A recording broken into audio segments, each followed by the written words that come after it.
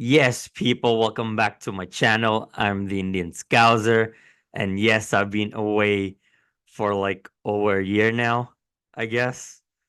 Yeah, I believe the last time I uploaded was after we demolished Manchester United 7-0 at Anfield last year in March, I think. So that was last to last season now because the current one just ended. So it ain't the current one no more as we head into the Euros. That's literally starting tonight. And obviously, I will be predicting that as well. But yeah, the season we finished fifth, 22-23 season. Yeah, the last time I posted was the game against United when we beat them 7-0. And the season just gone. Klopp's last season. You know, I haven't been filming because I was just pissed off with how we were playing the season before. And the last one, I got too carried away and obviously busy with my own stuff. But now I'm back, and hopefully this will be the start of something new again. And I hope I can be consistent from this summer heading to the next season that starts in August.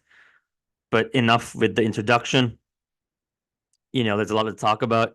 Obviously, it's a farewell video for Jurgen as well. I'm not going to talk much about it because, everyone's looking forward to the Euros tonight for the next month, I should say. And yeah, I mean, what can I say about Jurgen? Like obviously we've got the legends, the goats of our club in Shankly and Bob Paisley. They're the foundation of Liverpool Football Club. But Jurgen is definitely the best manager in my lifetime. He's given me the best years of my life as a Liverpool fan. So, I can't thank him enough. I love him to bits.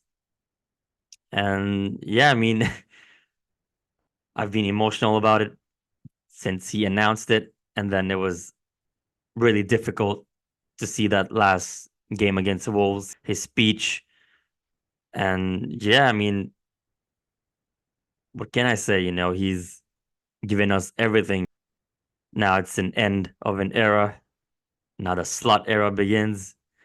I'll touch on him just a little bit, but obviously I'll be talking about him more after the Euros heading into the season because now we announced it, but he hasn't had any single interview with us, nothing. He's on holiday, I think. Yeah, not I think. I saw photos of him chilling, with his family. But yeah, Jurgen, he's played 489 games. Well, I should say managed 489 games for us, won 304, drawn 100 of them, and points per match 2.07, which is impressive. So in 9 years, well, 8.5, because the season he came in was halfway in 2015. He's won us 8 trophies, even though people say two of them were what Carabao Cups, one the Community Shield, only one Premier League, one Champions League. Yes, I think he has underachieved, but coming up against a team like Manchester City, who let's see what's going to happen with them, with them 115 charges hanging over their heads. But I think he's done well because out of all the big clubs, if you go look at our net spend, it's the lowest from all the teams. He spent the least, won the second most since he's joined after Pep, who for me is the best coach in world football right now. So yeah, couldn't have asked for anything more. Maybe one, two more champs or the Prem, but it is what it is. We move now, and Arne Slot. I did my due diligence actually on him when he was in Feyenoord, or however you say it. But he's won the league with them, which is quite impressive in that league. Considering that PSV and Ajax are the two favorites to win it every year. And he plays 4-2-3-1, which our fans we've been crying for, a double pivot with a number 10. We've got the likes of Harvey, Sobo, Maka, even Salah can play in the 10, or Cody. we've got options there. So we've been waiting for this, advanced fullbacks. So I'm looking forward to it. But yeah, we'll talk about that more after the Euros heading into the season. When we are in the market making transfers, right now it's just quiet. It's just rumors and links here and there, nothing concrete. But yeah, let's talk about the Euros now. So obviously, the team that I support, as you can see, Spain, and my number two team, England, because obviously I follow English football, the English Premier League. So these are my two teams. Are they the favorites? Definitely not Spain. And apparently, I'm hearing the bookies are making England favorites. But for me, I'd say France are the clear, obvious one. You know, that's the obvious one. I think for me, they're the clear favorites. And Portugal, for me, second. I'd put Germany third. Yes, they've been poor in the past tournaments, but the fact that they're playing at home with the home advantage, I think that will take them really far, at least the semifinals, if not the finals. And I put England fourth, the Three Lions. I don't think it's coming home.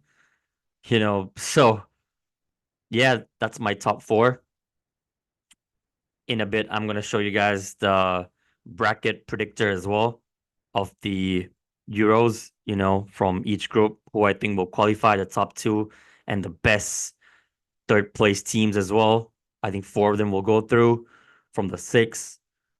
And then, yeah, knockouts. So let me just talk a bit on the dark horses, the Golden Boot, player of the tournament, and the young player. So obviously, the champions and runners up, you guys will see it in a bit.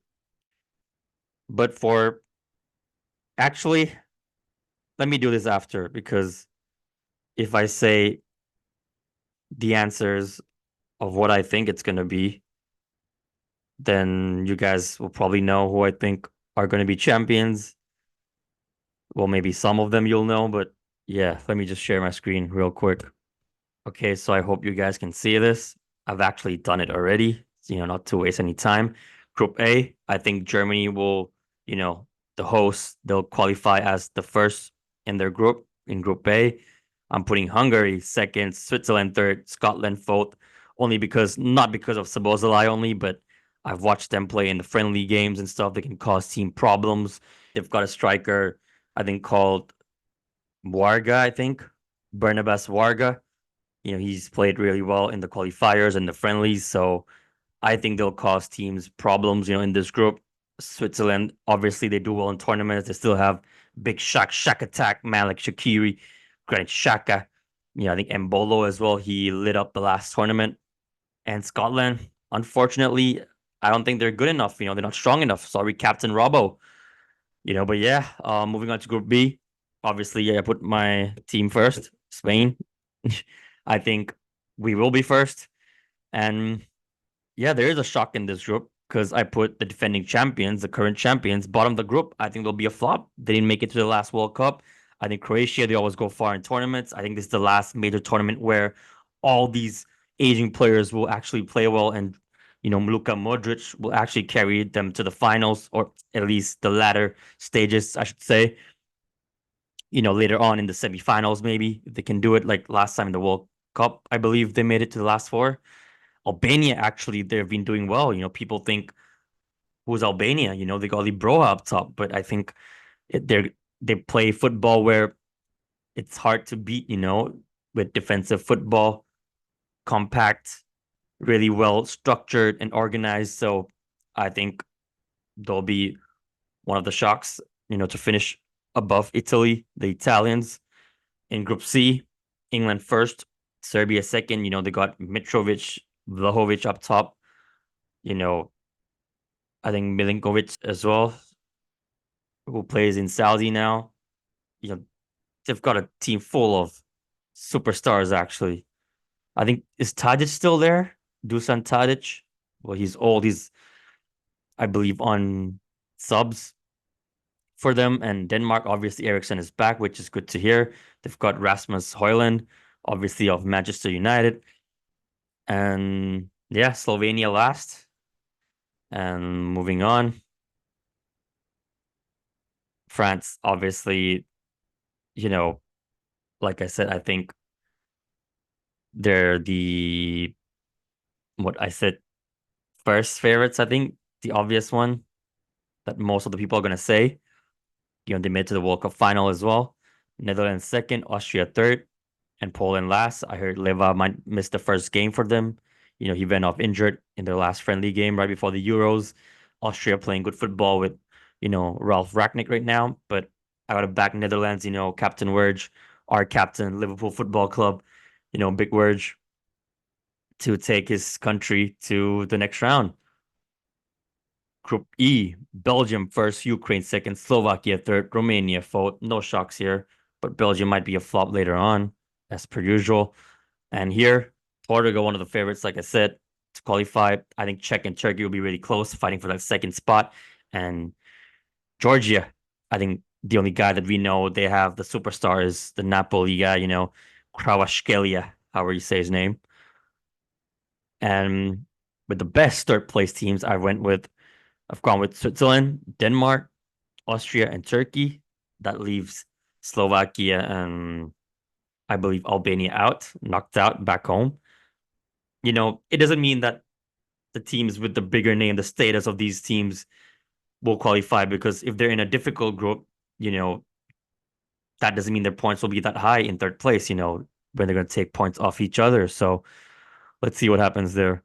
Round 16, Spain plays Turkey. Obviously, Spain through, Germany through here, Portugal through here, Netherlands through.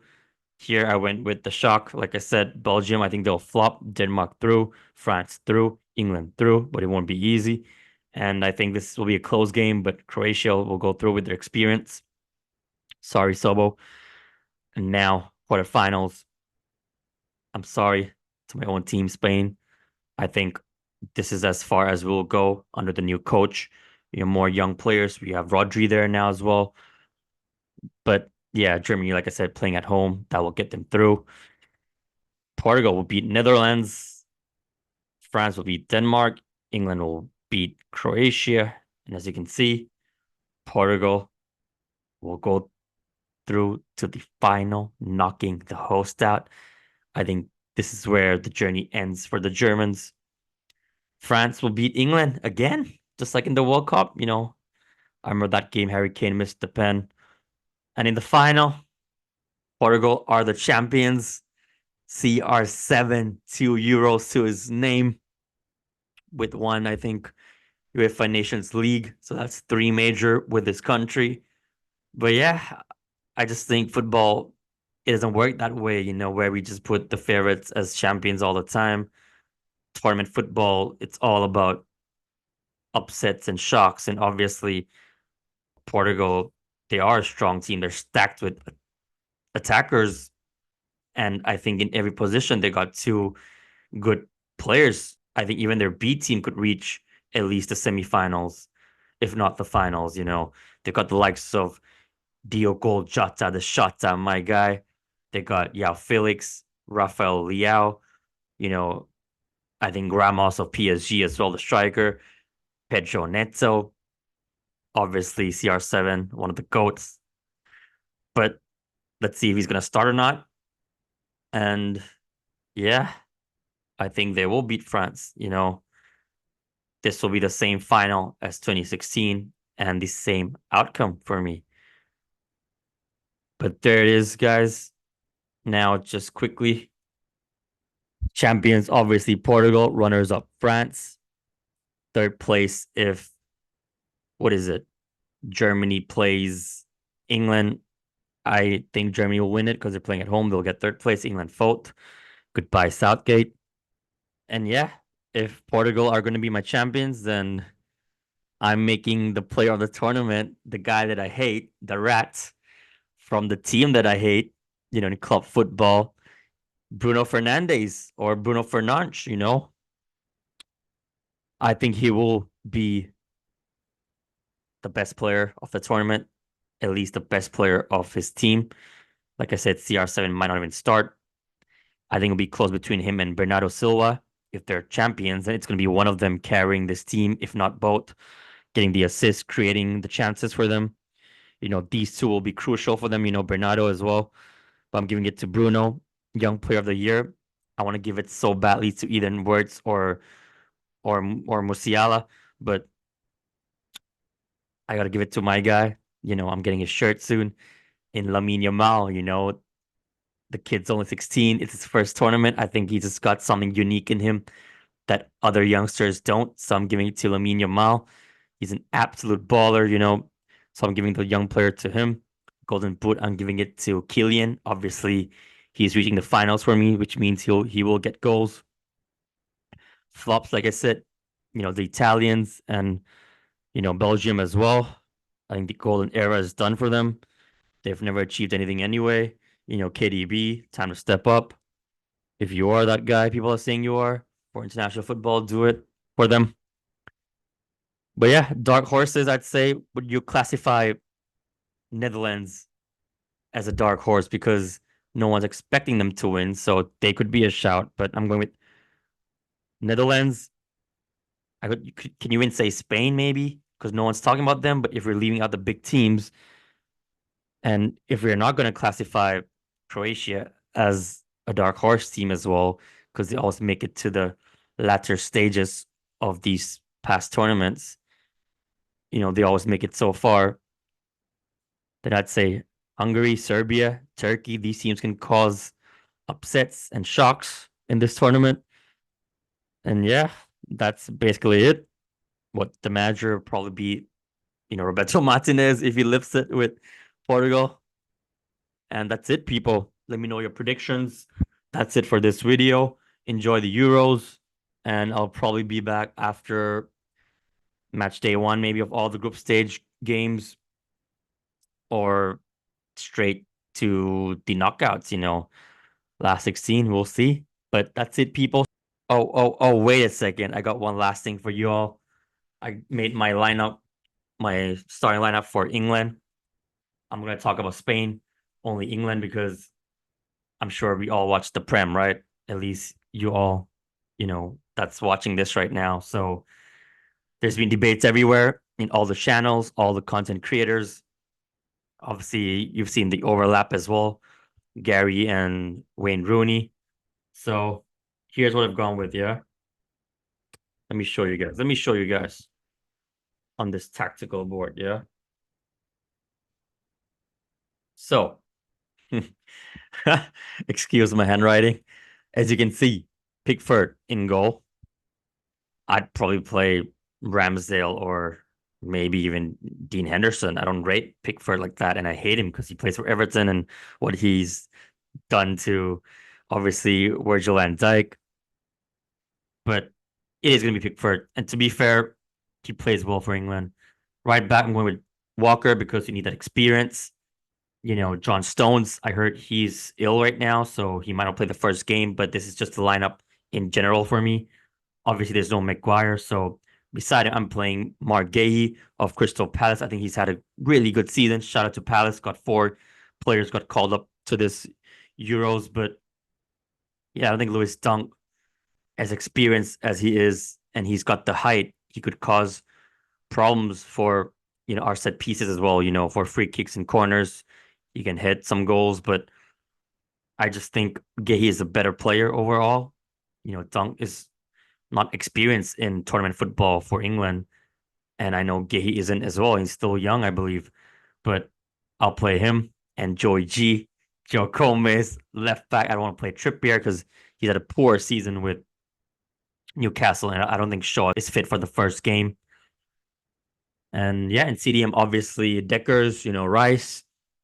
And on the right, I'm playing Trent in midfield because obviously Garrett has been playing him in midfield.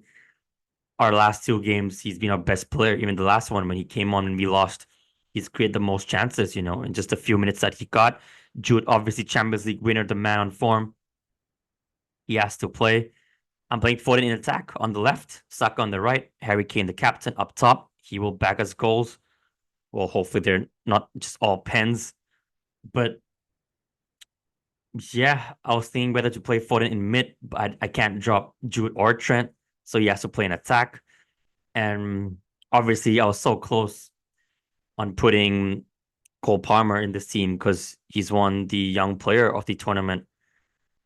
I mean, of the Premier League season that's just gone. So obviously, he's a shout, but maybe not yet for tournament football, first team football. He's played for England under 21 and all that, but you have to play Foden because he's the Premier League player of the season. Saka is more experienced and he's played well in the World Cup and even in the Euros, I believe, apart from the penalty that he missed in the final against Italy. But yeah, I was debating between Saka and Cole Palmer, but Saka just edges it, I think. It's a toss of a coin, really. But yeah, I'm going with Saka anyway. And yeah, that's my team, people. We got Ivan Tony Watkins who can come on and change the game if it's not working out. We've got Anthony Gordon who can play on the left as well if it's not Foden. We've got who else we've got? In midfield, we've got Wharton of Palace. We've got Conor Gallagher. Am I missing anyone? Obviously, there's much more, but some of them might not even get minutes or might not get as much. Probably just the last game in the group stage if we're already through to the next round. But yeah, we've got Eze as well. Yeah, like I said, 4 players from Crystal Palace. But yeah, that's my team, people. Let me know your team as well.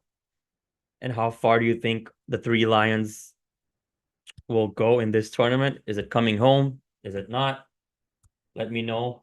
And that's it for this video, guys. Smash a like if you haven't already and subscribe as well. And I'll see you next time. Thank you for tuning in. Thank you for watching. Thank you for the support. Much love as always. And peace.